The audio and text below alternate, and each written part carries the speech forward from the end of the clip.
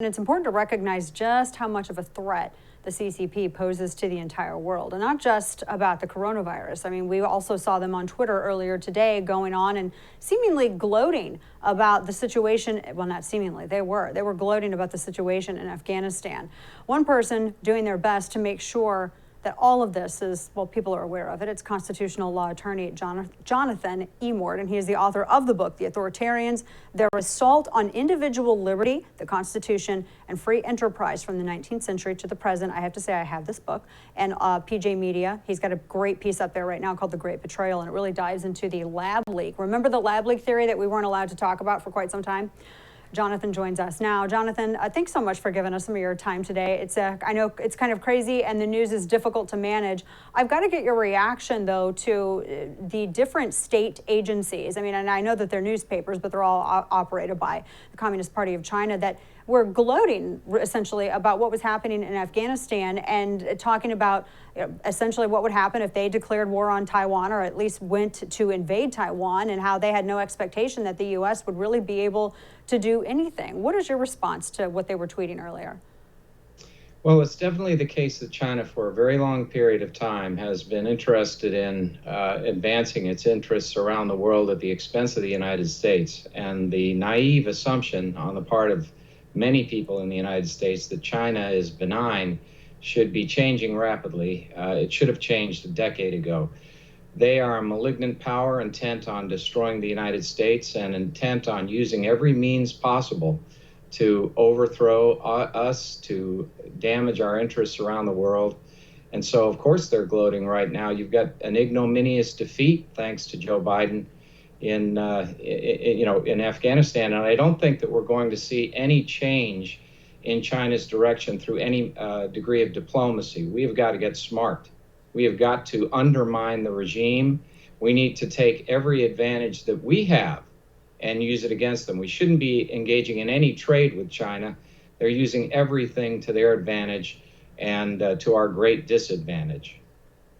I think it's a very good point. And I was amazed to hear that the administration was stunned by everything that developed in Afghanistan, especially when just I think it was a little over a month prior, the Taliban, as well as the Communist Party of China, were sharing photos online of their officials meeting. They were standing there in front of their respective flags. They had their face masks on. They were talking about whether or not they would be recognized as any kind of legitimate governance. And I mean, that couldn't have been a surprise now. I had to tell people that the Taliban was not willing to play any kind of second fiddle to the United States-backed Afghan government. What can you tell us about this? Well, the Chinese have been funding the Taliban for years, and they're interested in seeing the Taliban cause great injury to us. But more importantly, they're interested in the resources in Afghanistan. Afghanistan is resource rich. China wants those resources. And so China will get the last laugh even on the Taliban. But when it comes to the United States, they're rejoicing that they are causing us to be humiliated. And they're looking forward to the opportunity to wield much more influence and power from a base through Afghanistan than they previously have been able to do. It's really a question of our resolve, and unfortunately, with this president, it appears we have none, and they are willing to test it. This move with Afghanistan really does pose a threat to Taiwan. I mean, we are looking at a situation where the lack of American resolve invites more aggression and expansion, and that's what we're going to see, unfortunately, I think. Especially after it seemed that not just the United States, but other nations were kind of quiet as Beijing just rolled into Hong Kong and it took over Hong Kong. Hong Kong's not going to be the free financial beacon that it used to be, at least in Southeast Asia. So you have Hong Kong, and now you have Afghanistan. Yeah, it makes sense that China would be emboldened, thinking that we wouldn't be able to put up any kind of resistance if they decided to do anything to Taiwan. And it seems kind of like that may be the case, Jonathan. Well, I'm afraid it seems to be the case, because we have a president who has no willpower. He lacks, even temporal and spatial awareness. How can he possibly be the leader of the free world? And this is the true test of the commander-in-chief. He has the unique position of being the commander-in-chief. No one else can replace that, not the Congress of the United States. No other power authority in the world can replace that of the President of the United States for the world superpower. And yet he's inviting, by his weakness, by his indecision, by his contradictions, by his failure to comprehend, in this instance, the very grave threat that was posed by the Taliban through a precipitous withdrawal, what that could mean if we were faced with another Saigon scenario. And that's exactly what we have, but worse. It's a worse situation. This did not have to be. We could have withdrawn from Afghanistan, but we could have done it with strength. We could have really done a number, even in the last 2 weeks.